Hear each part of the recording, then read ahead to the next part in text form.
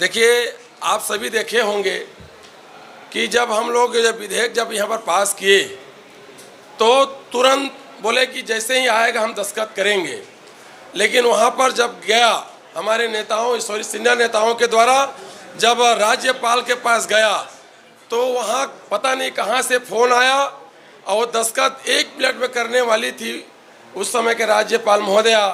वो महीनों बीत गई लेकिन उसमें दस्तखत नहीं हुआ और आज तक वो रद्दी के टोकरी में डाल दिया गया।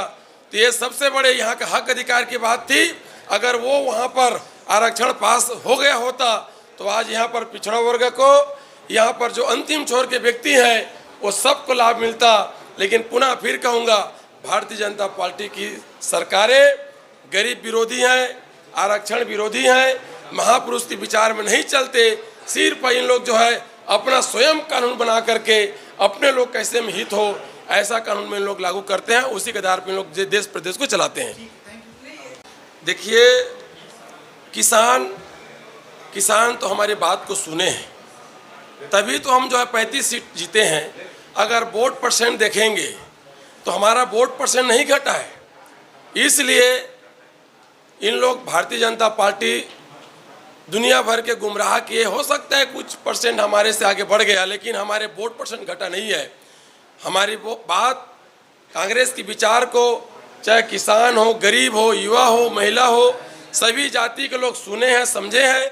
आने वाला लोकसभा के चुनाव में जिस प्रकार के मोदी जी जो वादा किए थे, अभी देखे होंगे किसान, अभी दिल्ली में जो मंत्री लोग अगर दिल्ली को छोड़ के कहीं जाना होता है तो पहले 5 मिनट के लिए सोचते हैं कि किसान रास्ते में न मिल जाए, क्योंकि चारों तरफ किसान घेर के रखे हैं अपने जायज मांग को लेकर के।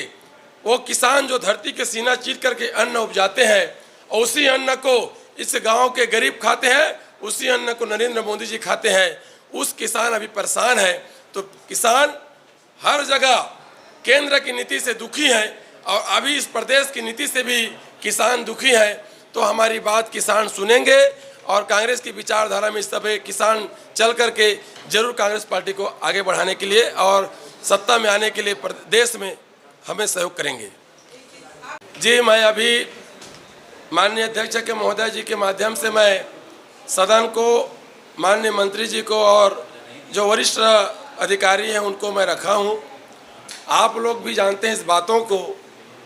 इस प्रदेश में सबसे बड़ी नदी महानदी, उस महानदी में डैम बनाया गया किसानों को पानी देने के लिए नहीं, उद्योगपति को पानी देने के लिए। और उस उद्योगपति को पानी देने के मंशा से डैम बनाया गया।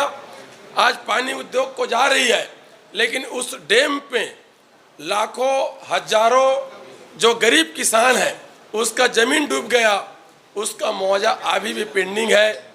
इसलिए मैंने ध्यान आकर्षण किया माननीय मंत्री जी का कि अति शीघ्र उस गरीब किसानों का जमीन का मुआवजा दिया जाए।